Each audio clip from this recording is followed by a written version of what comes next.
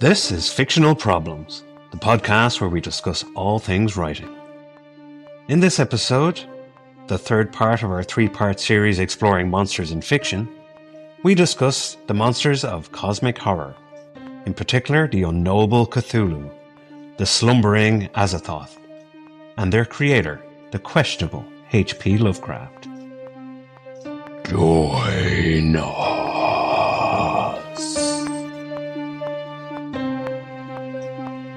Welcome back to Fictional Problems, the podcast where we discuss all things writing in association with Speculative Fiction Ireland, with myself, Gary J. Martin. And myself, A.R. McNevin.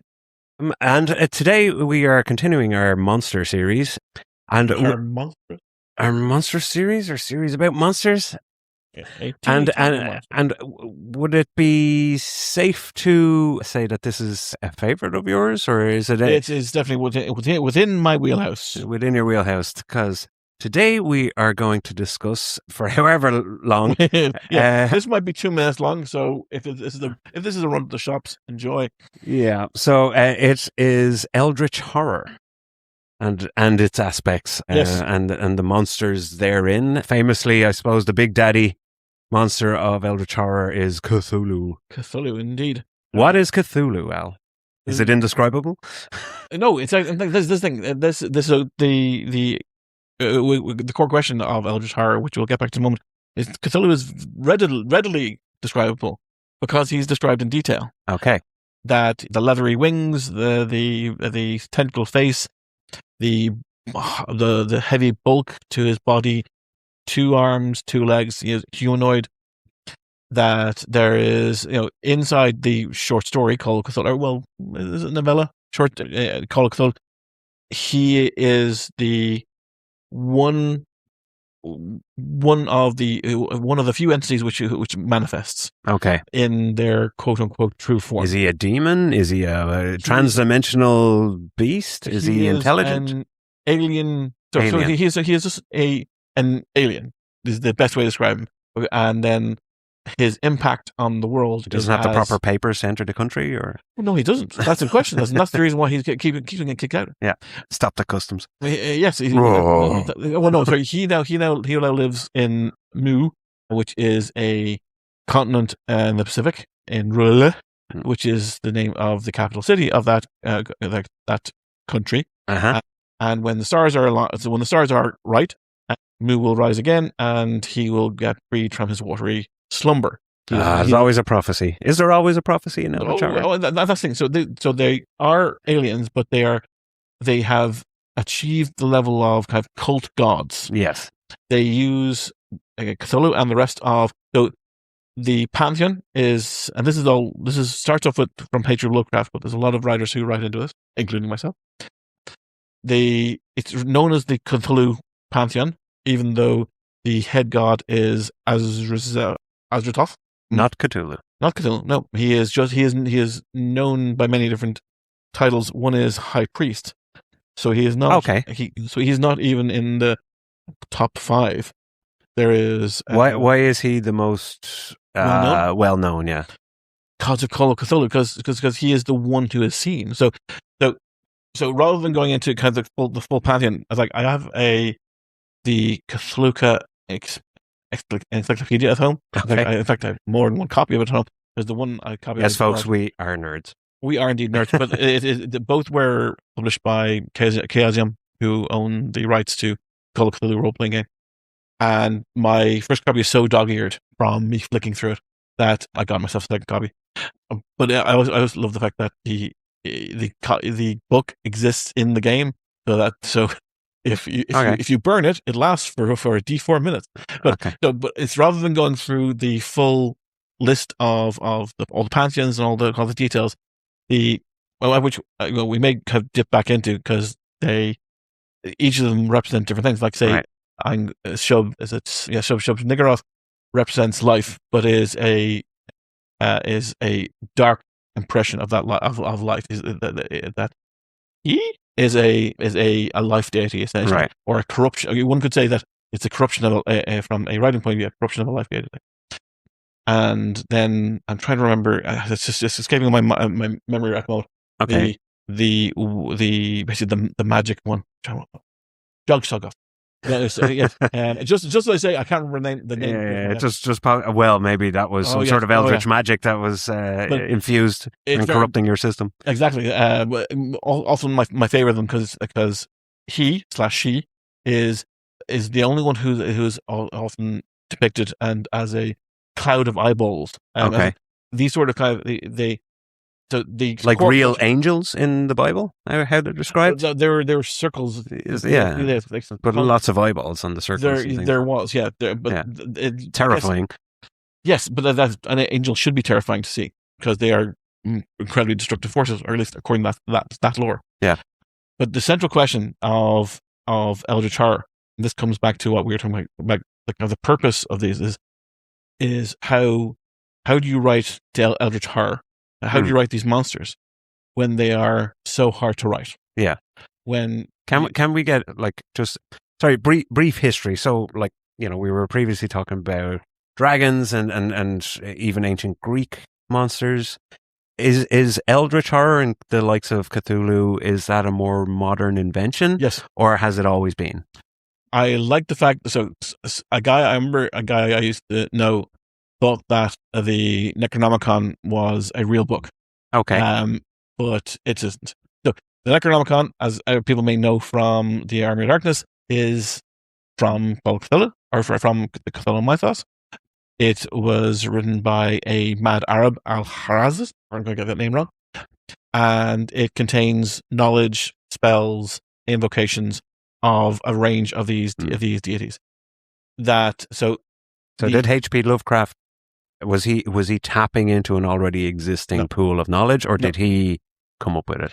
He came up with all himself. No, he started himself. But then you have August Derleth, and you have countless other writers, including up to George R. R. Martin, Guillermo del Toro. Almost every science fiction writer and fantasy writer that I likes or has been influenced by this. Excellent. And perhaps one could say that it is the unknowingness about it that is a draw. Mm-hmm. For me, I'll get to my own interpretations in a moment, because one of my series, Brown the Crow, is set in a Lovecraft universe. Has aspects of eldritch horror. It's set. It is specifically set in a world in which all of Cthulhu exists. Yeah, there's cultists. Well, no, I mean just all is there. That every story that has existed in as far as I've encountered. Yeah, the events of Call of Cthulhu happened in this world. Okay. So it's set in present day, or roughly in present day, and it is essentially about trying to stop the end of the world. So while it is not, it has horror elements to it. Yeah, it would fall into, so eldritch horror has got the other nomenclature for it, and their name for it is weird fiction, because it isn't always horrorful. Okay. Or isn't always scary, but it can occasionally unnerve, or it can occasionally be scary. So the core question is how to write it, or why is it so hard to write? And that's where I say I have never found it hard to write. Okay. It's a common trope. You say that people find it difficult to write. It is a question of trying to keep all the lines straight as to it's a variety of different things that kind of bounce off each other to form this overall mythos. Is it like demons, aliens, undead creatures, cultists? Is it a collage of these things, or is it more specifically one or the other? So it's the forms that it takes are, so it's not necessarily aliens and demons in that sense, but they're demonic forces, cults, and the horrific things that they do to one another. Something like Event Horizon, as in the scenes that we unfortunately never get to see, because the original files were left in, or the original film reel was left in a salt vault. Or the salt mine. That the horrific things that one can do to one another, this sort of madness, that creatures that invoke madness or are the product of madness, the idea of things being unknown, is very, very common. Is it like spirits or like body hopping or They're mind warping? Mind warping, yes. There is a type of spiritual entity called star vampire, which, if memory serves, is essentially a spiritual force that jumps from body to body. So really anything that can that is like, say, like the what's that one that John Carpenter did, Mouth of Madness, would be very much Lovecraftian horror. Okay. Because there's people who are there's time loops, there's things that people can't control, that that there's a lack of ability there, that there is a lack of control over their world, that things that are normally contained, normally understood, they're turned on their head. That'll be kind of the essence of weird fiction. The creatures themselves, we're dealing on timescales that are set in thousands and thousands of years. Yeah. So the rise of a Cthulhu cult may happen this year. A rise of a Azathoth cult may happen somewhere in a different part of the world 10 years from now, or 100 years from now. That while they're all tend to be focused in these worlds, or you may encounter creatures that have nothing to do with those main creatures, like, say, the elder things, or I'm going to forget their names. There's just aliens all the way around. I'm going to remember their name in a second. But these aren't from a specific place. It's kind of like, are they from like a world, or are they from a deep space entity that lives in space? And teleport. The mythos is the Azathoth mythos. He created the entire thing. He is the slumbering idiot god, as they have heard, that there is a chorus of trumpeting abominations around him, keeping him sleeping. Okay. That he is he created everything. So if at the center of the universe, there he is. He is very rarely depicted because he's asleep. Yeah. Not a very interesting character.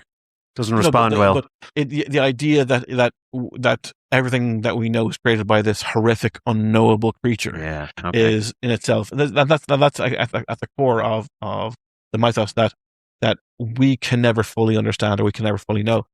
I'm starting to see why it might be a little bit difficult to write. Then we're getting there. So then there is I'm going to remember them in a second, because I used them in one of my parts of Parliament. A race of creatures who are the ones at the Mouth of Madness. They are a time traveling creature. I think a time traveling race of creatures. Yeah. Who have seen the end of the universe, whatever that end may be, go back in time and take over the bodies of a different race. Yeah. And then they live out that race. So they send all the minds of the race they've just got into their old bodies. Those bodies, so those people will see the end of the world and won't have the understanding to use the technology to time travel themselves. So they'll all die, and then this race lives the natural lifespan of the race they've just taken over, and then they do it again, and then they do it again, and then they do it again. I'll remember. Don't invite them to dinner. But they have so over the course of human existence, they have used their ability to, before they got to the end, to visit Earth every now and then. Yeah. So there's people who have visited their planet, and even though their minds were wiped, the memories continue to surface again. So there's a long list of people who have been visited by these creatures. So it is not just these big monsters having an effect. It could be that one person has an effect, or it could be simply people against people. But it's not like straight, say, science fiction where they're arriving in the ship. Advanced technology. It's more mystical, is it? Not mystical. It still stays in the science fiction realm, but there's a mysticism to it. I always think that, and perhaps the reason why I like it is I've described my own writing as I write fantasy from a science fiction point of view, and this, you talk about their gods, which is gods would be a fantasy term or a mystical term, alien being a science fiction term. So these are alien gods would be Close. they sit in both camps, but in my mind they sit squarely in the science fiction camp. All right. And when they sit in the fantasy camp, it's because of their unknowing, they're unknowable. Yeah. So so it's not like they're. I don't think there's ever been a spaceship depicted in a non-human spaceship, because I know that there's a game I bought called Cthulhu Tech, which is a union between Call of Cthulhu and BattleTech, where people are walking or basically get into battle suits to fight these massive creatures. It's again, it may be. I think it's like someone who reads literature, and then occasionally I'll read a comic book. Yeah, it's that sort of different. It's like I have them in different sections of my brain. No, yeah, I can understand that. Like it is incredibly stupid, but fun. Yes, exactly. So, but in that you have human-based starships, and indeed there is another game I bought, which is in the Traveler universe, which has the Expanse level technology. Okay. So that sort of spaceship. So not interstellar, but inside. But that is also kind of like solar travel. Actually, Event Horizon is the closest thing you get to a starship in this thing. That it is perhaps because our own knowledge isn't sufficient to know these things. Yeah. That as soon as you add even higher grades of technology and higher grade of science, a higher grade of knowledge, clearly even know more. As in the villain in Event Horizon is the scientist, who has seen too much and who's gone too far. And that's again a common trope in this weird fiction that they have, that you shouldn't go too far. That something completely unknowable and that will break your mind exists on your side. Now, that's all. That's and the things. Brief history lesson. Oh yeah, and I could rant on for very, very, very long time because it is a. I'm just picking at different points along the way. Okay. And I will remember the name of that race in a second. Like I can remember that the first race that they time traveled into was a beetle race, and I can see them. I can't remember their name. That's no problem. Were they the Elder Things? I think they're the Elder Things from Lang. Anyway, look, I'll remember in a second. And it was H.P. Lovecraft who was the originator of this kind of thing. Yep. What was he trying to say, or what was there a fundamental kind of social message, or was it entertainment purely, or did he have some grander message that he was trying to get across with this unknowable horror? So Howard Phillips Lovecraft was likely autistic. He was likely on the spectrum. He was likely a profound racist and sexist. He was only briefly married and ultimately spent the rest of his days in a house owned by two of his aunts. He lived with two of his aunts. Though he did make some money off writing, he didn't. He didn't have much of an impact on the world around him. Okay. Yeah, his primary focus on this would be, and he was anti-technology. He was likely a horrible, horrible person. So this is why I very much So we separate the art from the artist. Yes.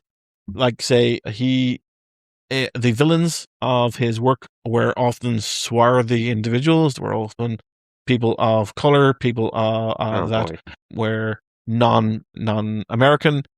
They were just they were basically they were the other. Yes, the other. Like say there was, like I think in Call of Cthulhu. Yes, I think the one of the inciting incidents is that the speakers or the narrator's uncle died shortly after encountering two black sailors, one of which said something to him in a foreign language, and then he died thereafter. But then student died after. Okay. Whether that was a curse or whether that was a warning, it wasn't explained. But the unknownness, as in the unknown, perhaps of just other languages, and his own fear of other races, other peoples, was the spawn of his writing.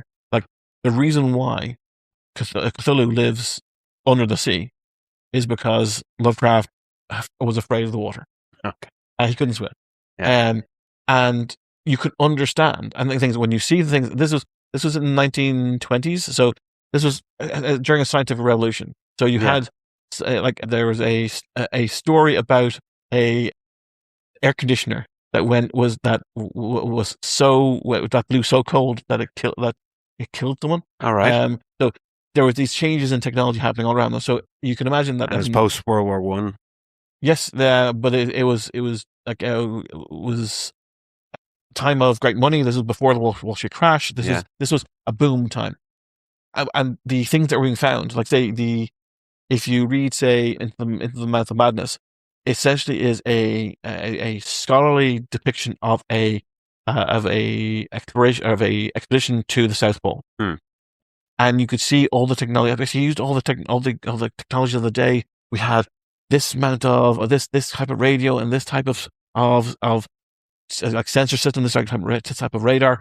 Okay, so you could see that it was he was like cutting edge kind of like technology of the time. And I can imagine that the things that are being pulled out of the ocean, they're going deeper and deeper in the ocean. Where are these squid things? Where are these? So that hence tentacles in the face of Cthulhu.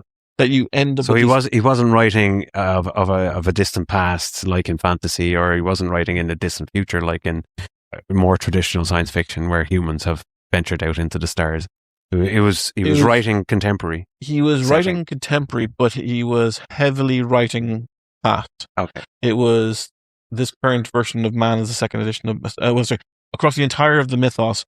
Yeah, like these things have been around for thousands and thousands of years. They're older than the world themselves. Yeah. But he set it in today. He said as far as he was concerned. All the events are happening today, but sometimes there's example of time travel, and there's examples of there's the dream journey of Azathoth, which is where someone goes off and tries to find actually Yog-Sothoth.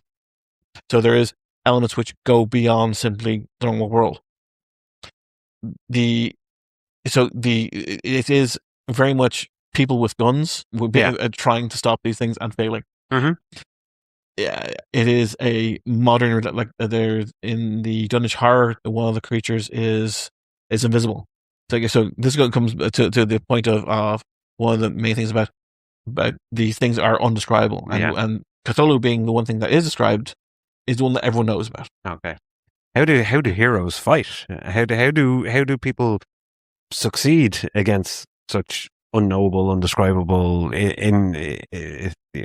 just unknown creatures with fantastical abilities? Or that's the thing. The abilities are simply you're dead.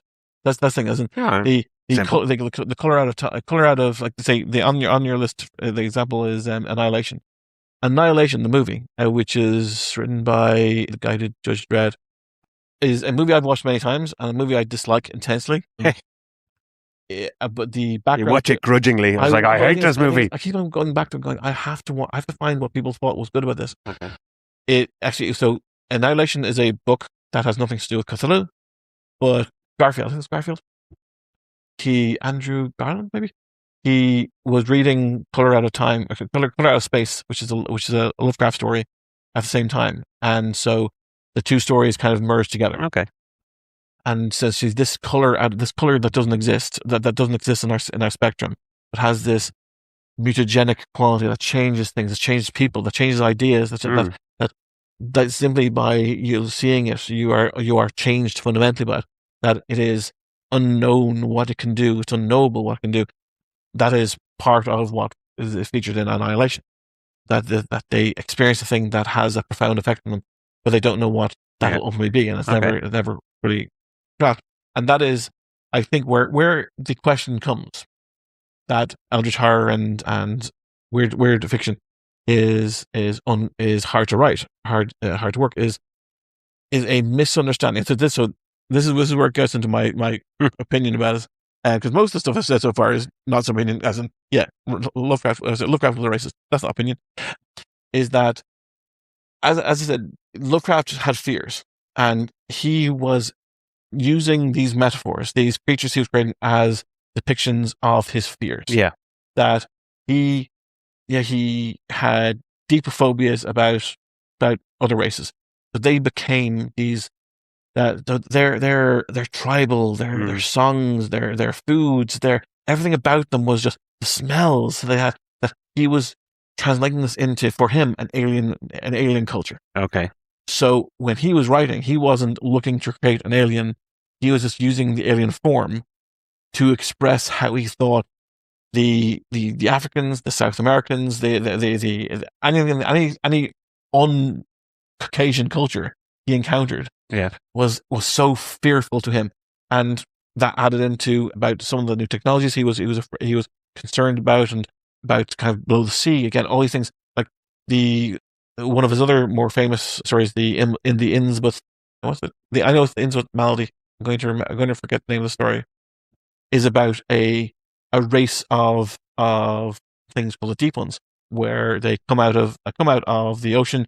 They give the people of Innsmouth a bunch of gold, and they have a bunch of sex, and their descendants will slowly over time become more fish-like, become more Deep One-like, and return to the oceans. Okay. Terror out of Innsmouth. So it is a fear of what will come out of the oceans, and that was linked into all the stuff that he was afraid of.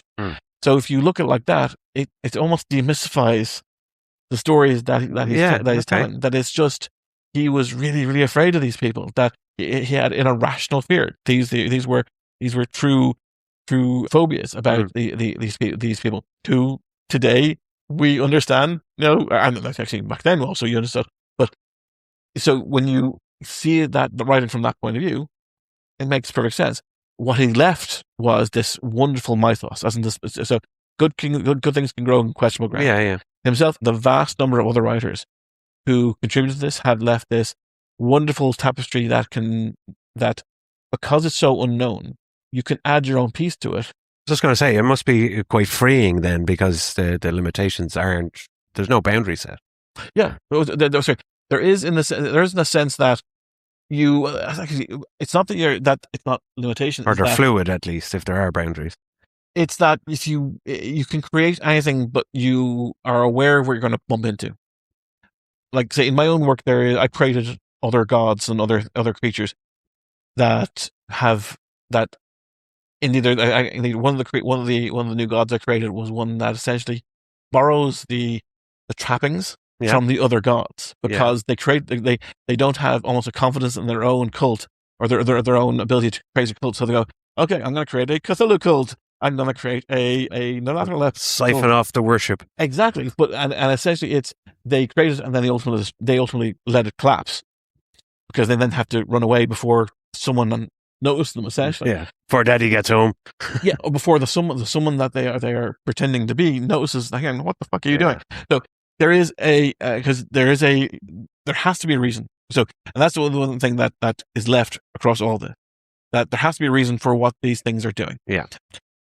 But in the eldritch horror idea is that it's unknowable. And again, that coming from a position from the 1920s where things were unknowable, where the deep seas were unknowable, where the deep space, it's like, the Dunning-Kruger effect. Yeah, I'm aware. It's a psychological study. Yeah. So, but initially, the less you know about a thing, the more confident you are in that thing. The further you get along, your confidence drops. Yeah. As your knowledge grows, and ultimately, what's happening in your brain is that you realize, hang on, there's far more in this knowledge that I know yet. You know enough to know that you don't know anything. Exactly. So so your confidence drops as your knowledge increases, and then you get to a plateau point where it's like, hang on, okay, your knowledge continues to grow, but your confidence begins to grow. Yeah. I believe that was it Socrates? No, this is new. Oh, Socrates had said that the only true knowledge is the knowledge that we know nothing. Sorry, that's our line. There's also a line from one of the Dalai Lama that says something similar. But this is actually a depiction of idiocy, right. Because if the greater your confidence, generally, the lower your knowledge base, and AI is part of this. But if you follow this trend, that according to these psychologists, you'll never be as confident as if you go all the way to the end of the line. Your confidence level is never as confident as you were at the start. Yeah. Because you're always going, there's always something I don't know. And you're always, if you talk to the person, people who know absolutely everything in the field about astrophysics, they'll still say, there's a ton we don't know. And they know enough to know there's more unknown. Exactly. Yeah. So that's just one field. So being an expert in that one field, you know that there's going to be so many other fields out there that you have no knowledge about at all. So this was, again, from Lovecraft's point of view, saying we can't know it all. Yeah. I'm of the position that yes, you can, but that the knowledge is there. Yeah. You may not be able to find it, so it's not an unknowable thing. It's just we have not eternally unknowable. Exactly. By everybody. Yeah. Yes, that the human race will ultimately figure this stuff out. Mm-hmm. That they'll get to an endpoint, and that we can figure out enough to get to a solution. Yeah. So, in my version, this is my version of weird fiction. I was just going to say, as long as that solution ends up being profitable for someone, that we can reach it. If it's not, it won't be reached. I was just going to be facetious. Being pedantic. I appreciate that. It is a case that that saying something is unknown. Like, to go back to the question for a second before I jump off on a rant, the idea of whether or not something is describable or not describable. As you mentioned before, why Cthulhu is the most known one. He's the most described. Yeah. Okay. He's the one that is described. Yeah. So all the other ones are, and the other ones can be described as lizard creatures or as odd-looking trees or as clouds of eyeballs. Right. But it is like, huh? it is poetical rather than physiological. Yeah. It is like the goat with 1,000 young is one of the sub names of Shub-Niggurath. It's meant to invoke. It's meant to not be descriptive. Meant to mess with your mind. It's meant to be poetical. Yeah. It's meant to be the elusive, perhaps. Elusive. Elusive, as in you can't picture it. No, you're meant to that you can picture what they're saying, but that it can't exist in reality. That it's not saying, by saying Cthulhu is a humanoid creature with tentacles on his face and two bat-like wings, you've had that in your eye. But having, I say a cloud of eyeballs, and the version you have in your mind and the version I have in my mind are going to be different. Yeah. So it is like, say, are the eyeballs all bloodshot, or are they all human, or are they blinking, or are they being consumed by something and they are blinking in and out of existence? Are they all red? Are they all blue? Or there's any number of poetical qualities to them. Yeah. And that is in which the horror exists, because it's like the idea that the worst monster that you can think of the worst monster in fiction is the one that's not described. Yeah. Because your imagination are going to do filling in the gaps. Yeah. Exactly. You're going to do a better job at telling you what your greatest fear is than anything on a page. So that is where when eldritch fiction started off. But the tradition has sort of solidified that down. That there is a list of attributes for, so you can write anything you want, but you will kind of bump into other things. And things you can bump into things that can be overlap. You can have your creatures and your cultists and your beings doing anything you want, as long as it is to you what you find most horrible. Okay. And that is in my mind how you find your way through. Yeah. Writing eldritch horror. You were talking about aspects of body horror, that kind of thing. Well, because that is actually mutating. That's a remnant of what's gone before, that your own body acting against you. Yeah. Anything from a twitch to I imagine you've had times when your hand, maybe it's numb and it doesn't feel like your hand anymore. That little shock of, hang on, or the line from Zen on the Art of Motorcycle Maintenance about the truth of that that these hands were not his.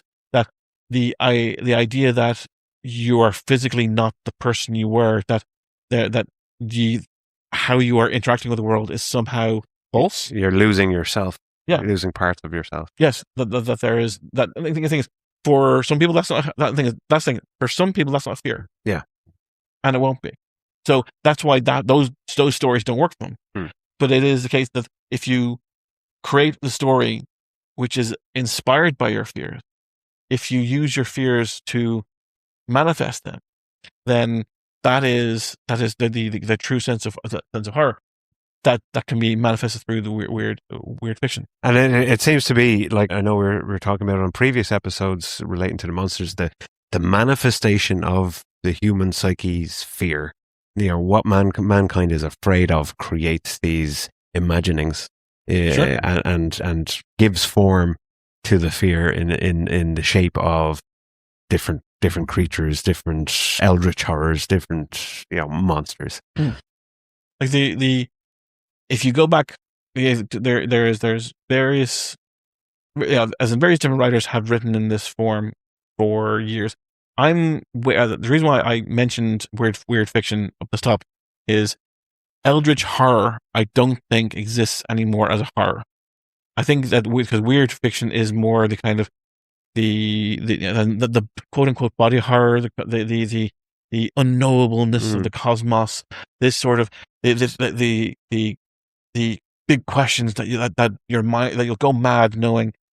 There was I think it was an Outer Limits episode, which is often has touches of weird fiction and eldritch horror, where a archaeologist discovered text which was the meaning of life, and every time they told the next person, that person went insane.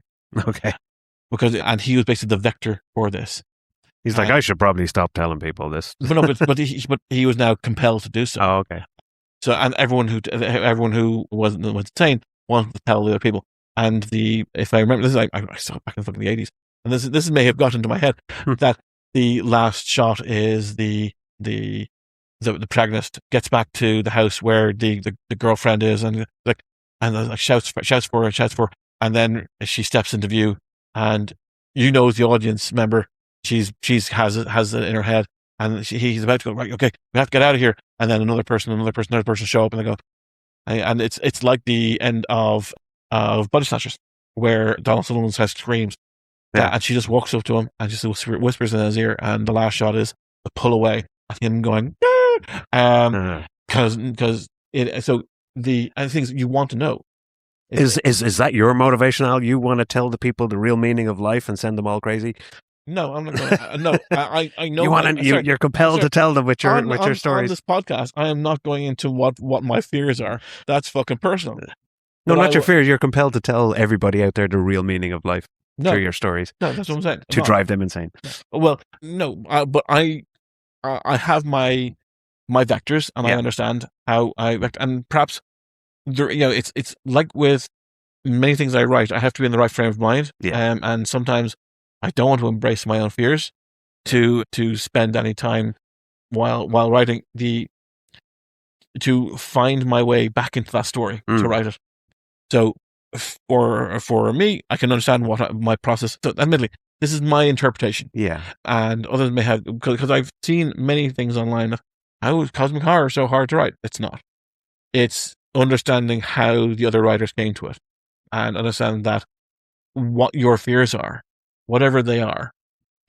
It could be a fear of, it could be a fear of, say, of interpersonal relationships. As in, Lovecraft clearly had a problem with interpersonal relationships. That the fact that you could never ever truly know another person, that could be terrifying to you. Yeah. That the idea that whether it be your children or your spouse or whoever it may be, that they are completely unknown to you. That is shocking. That ultimately that you'll be forgotten in 2 generations. Mm-hmm. Everything you do will mean nothing in 2 generations. 2 generations? You had mentioned that line about dying twice? Yes. Yeah, I mentioned with the idea that you die twice, once when you physically die, once when you're remembered for the last time. That there is but I've talked about kind of the grandfather idea for a while, that like, can you name your grandfather? Do you know what he did? And you know what kind of person he was? And you can't even say, like, I was at a debate about nature versus nurture recently, and we're perhaps talking, grandfather, maybe not great grandfather. not great, Perhaps, yeah. So grandfather, perhaps. yeah, I'll happily concede 3 generations. Yeah. But 3 generations is, do you know your great grandfather's name? Do you know what he did for a living? Do you know if he was a good person or not? Was he a sociopath? Was he a fascist? Was he, God's gift to X, Y, and Z? Yeah. You have no idea. So even from a nature versus nurture point of view, Look, his prison record is fairly clear. Okay, he but was a good person. my brother went through the, what was it? Family tree. Family history, and unfortunately, he only got so far because there was a fire in the National Archives a few years ago, Yeah. and it removed a bunch of records. So we'll never know going back.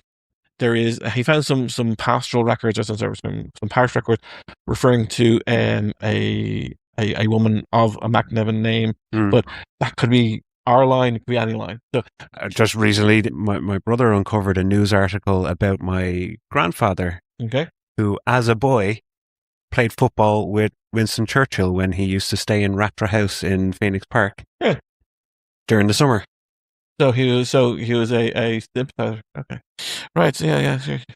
I don't know, but I think, but even that it's an interesting note, but we don't know his politics. No, we don't know if that was a massive influence on his life or if it was just a throwaway.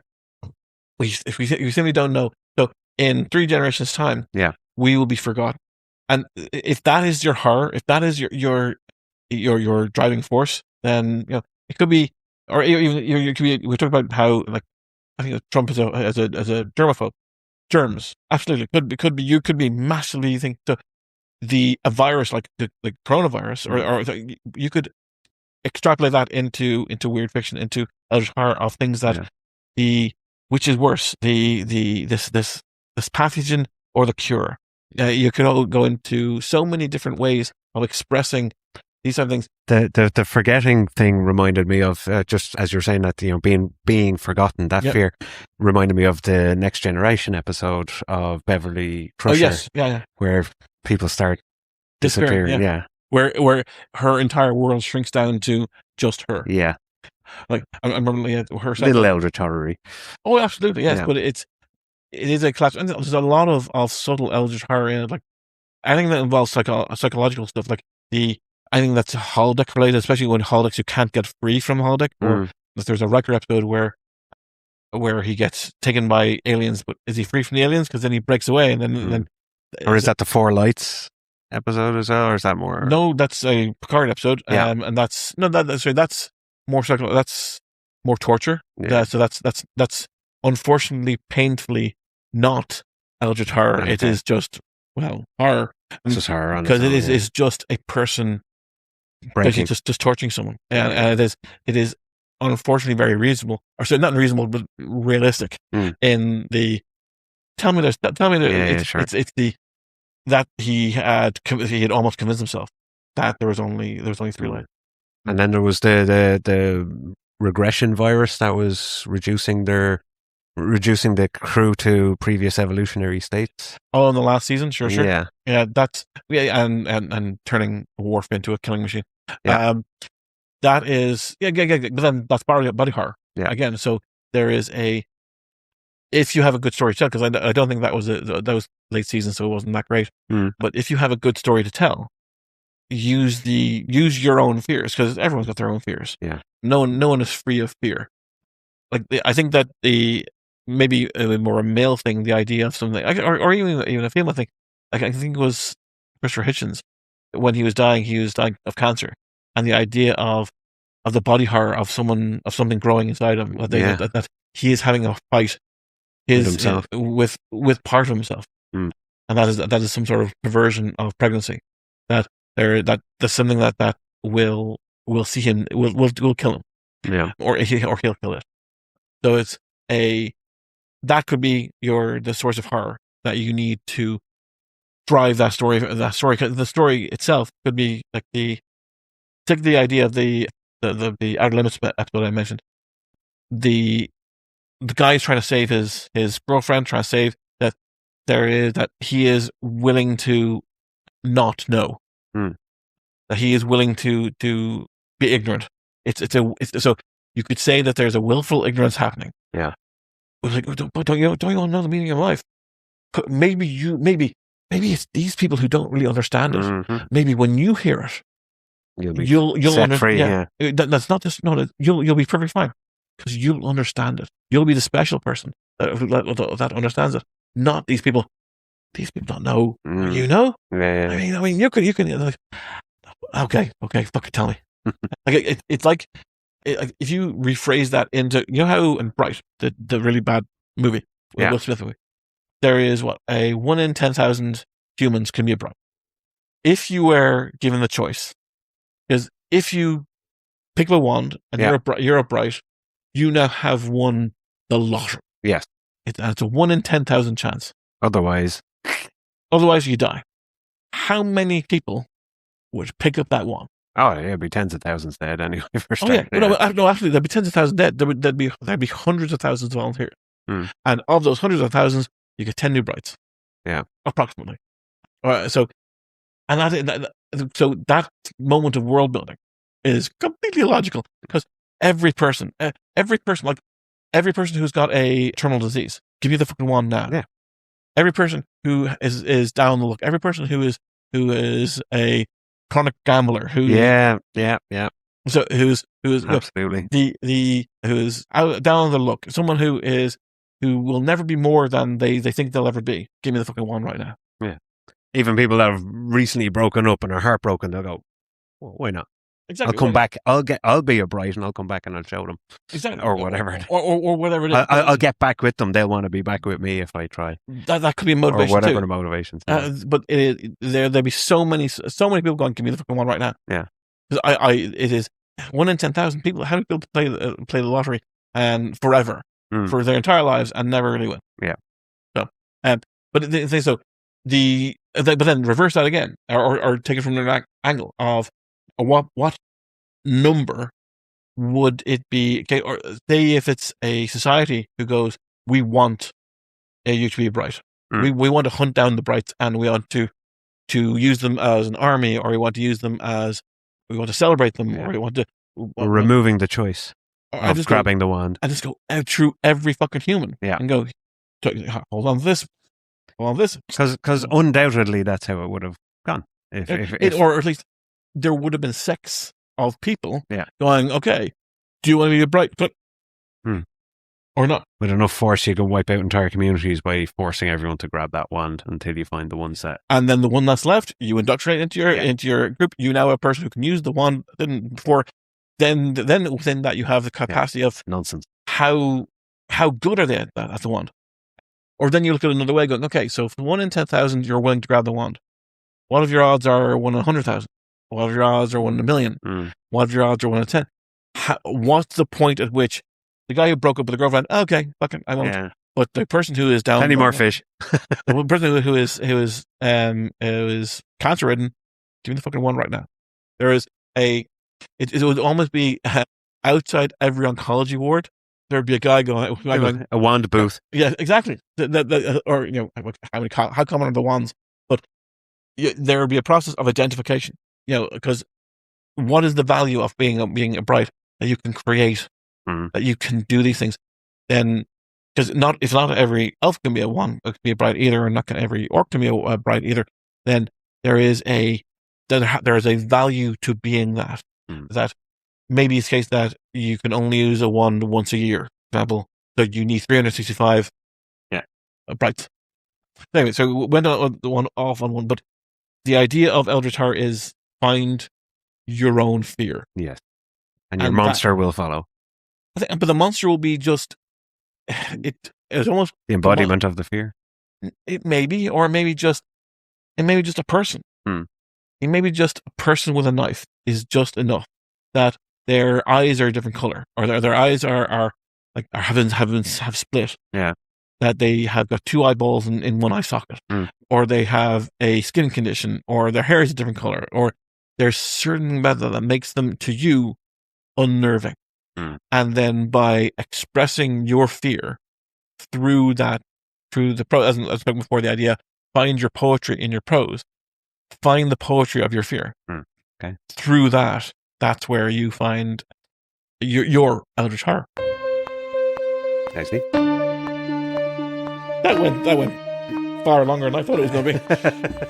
Okay, well, on Eldritch Horror, I suppose, we may continue our series on monsters. Yep. But for the time being, I think we will just leave it there for now and just contemplate the sum of all our fears and hope that nothing manifests. And keep watching the skies. Yeah, because you never know. You could be afraid of something in the sky. That's where the aliens come from. Oh, look, it's a dragon!